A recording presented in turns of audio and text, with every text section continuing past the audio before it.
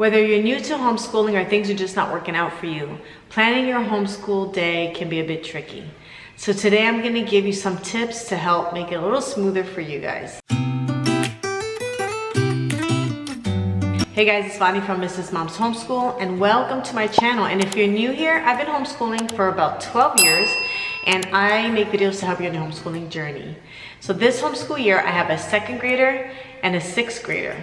And I have been having some trouble managing this new schedule, this new dynamic that I have now with having a middle schooler. And in the beginning of our homeschool year, we continued to do things the way that we had always done it. Then I realized that it's time for my middle schooler to have a little bit more independence. So when thinking of your homeschool schedule or your homeschool rhythm, I like to call it a rhythm over a schedule because a rhythm is like a flow to your day, whereas a schedule is more time constrained and feels a little bit more stressful. So let's call it our homeschool rhythm. So when planning your homeschool rhythm, first you have to take into consideration how many students you have and then the ages of all those students and their grade levels. Also, if you have kids that are in the same age range, consider grouping them together for their language arts and math. Do you have a younger student who's able to learn just as much as a child who would normally be a grade above them? Then maybe you can find a curriculum where they can both do that subject together. The purpose here is to not overwhelm your day and overwhelm yourself. And if you can consolidate the amount of things that you're doing with your kids, you're gonna find your homeschooling to be a lot more smooth. Because having 5 different subjects for all 5 of your kids, you're never gonna get anything done. So try to find subjects that you can do together when you're thinking about your homeschooling rhythm. You also wanna see what it is that you're already doing that is working for you. Sometimes you have a homeschool schedule. Some things are not working and other things are. So you wanna hold on to those things that are working and then just change or tweak the things that aren't. You also want to be thinking about when do your kids have the most energy? When are they the most attentive? When do they do their work the best? For some kids, that's early in the morning. For my kids, it's first thing in the morning. Towards the end of the day, their minds are in play mode. They just want to play and have the freedom, and it's like a big struggle to keep their attention. For our group subjects, or if I leave my subjects for any subject for the end of the day, whatever that subject is most likely not gonna get done if I'm waiting past like a certain time. So you need to think about your kids and think about when do they do their best work. And your kids, you have multiple kids, this is gonna be different for all of them. So you need to consider that when you're doing your new rhythm.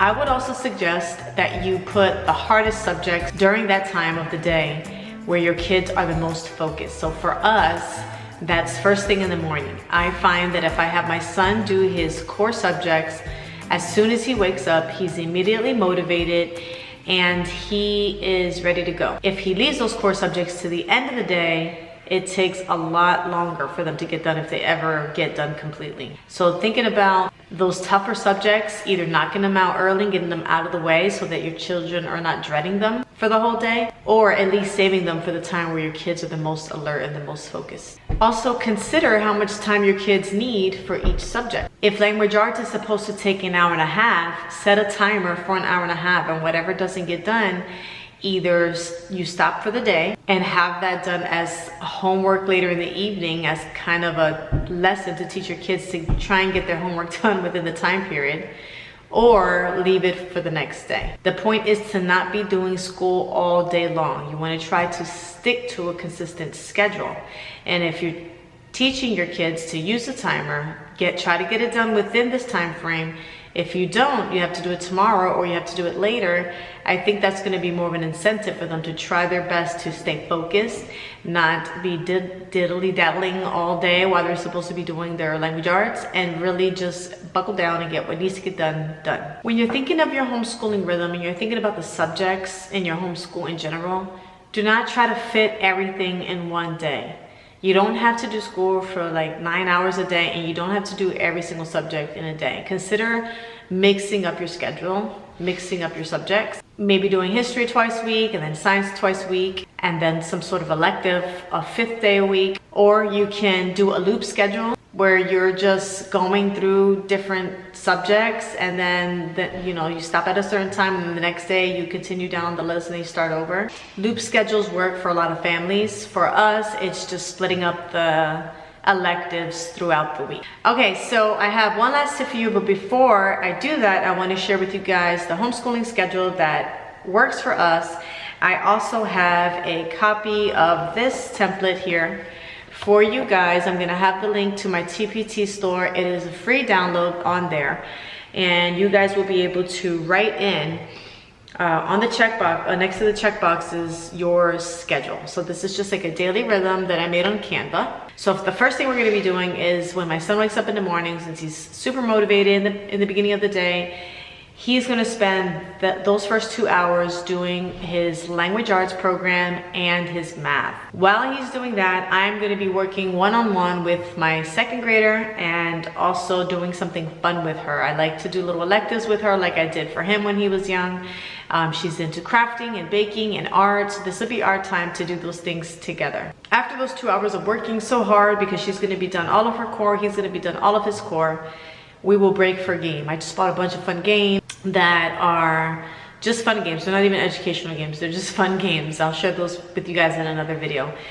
And you can play educational games if you like, but that'll be our time to have a little bit of fun in between our homeschool schedule. And then after that, I'm gonna be sitting with my son one-on-one to check all of his work and then do our writing together. I've added a writing to his day. So we're gonna be working on our writing together while my daughter does her independent work for the subjects that we already went over. Then we're gonna break for lunch. I usually don't take a very long break for lunch, maybe 30 minutes. Any longer, kids get into play mode, and then it kind of just ruins our day because once they're out of school mode, it kind of, you know, ruins the day. So sometimes even during lunch, after I've set their lunch, I may do some of our group subjects. Some of our read out louds for our group subjects while they're having lunch, or even while I'm preparing it sometimes. Like if I'm cooking mac and cheese or something like that, I'll be reading while the water's like boiling. So after lunch is when we do our group subjects. Everybody's tummies are full, all the core work is done, all the stressful, hard things are done. And now it's time for us to sit back and relax together and have that family subject time. And this is my favorite part of the day. It's a time where we're still learning, but we are learning together. So at that time, we're doing either science or history and our Bible and our habit training. If you want to see more of what this looks like in detail, I'll be filming another homeschool day in the life with our new schedule this week. After that, school is done. This can be done by like 1 o'clock. If we plan it out right and we stick to our rhythm, we can be done by 1 or even 12, depending on whether we do our group subjects before lunch or not. And then it's time for outside time. So this month I'm really trying to be intentional about having my kids have a lot of outside time, whether we're going to the playground or we're doing a nature study in the backyard or we're out front roller skating and riding bikes. But this month in November, my goal is to have my kids outside more. And then the last thing on our list, is our Get Creative time. So I have some boxes of some old subscription boxes that we've never made, or maybe they have a Lego set that needs to get built, or maybe a baking or art, but this is our time to get creative and do that. So once all these things are done, then they're free to have their screen time. So my last tip for you for a successful daily rhythm is to sprinkle in some fun. Like you see, I have a break for a game in the middle of our day. I also have during our group subjects, when we're reading out loud, we are on the carpet, on the floor. If you have a soft carpet in your house, we're not sitting at the table or at the desk anymore. We are lounging out in the family room with a bowl of popcorn, maybe some hot cocoa if it's chilly out. We're just making that a very warm and inviting environment to finish off the day, and then just sprinkling that game in the middle to break up the day. Because kids, you know, it's just like if you're going to work all day, you know, it feels good to have that like long lunch break, or to do something, you know, fun for yourself in the middle of the day if you're able to do that. So I think that it really helps us in just sprinkling in some fun. So I have a whole playlist on things you could do to add fun into your homeschool, and you want to check that out in the card above. I hope that you found this helpful. Don't forget to go on the link below to check out your free download of this daily rhythm if you like it. And I will see you guys in the next video.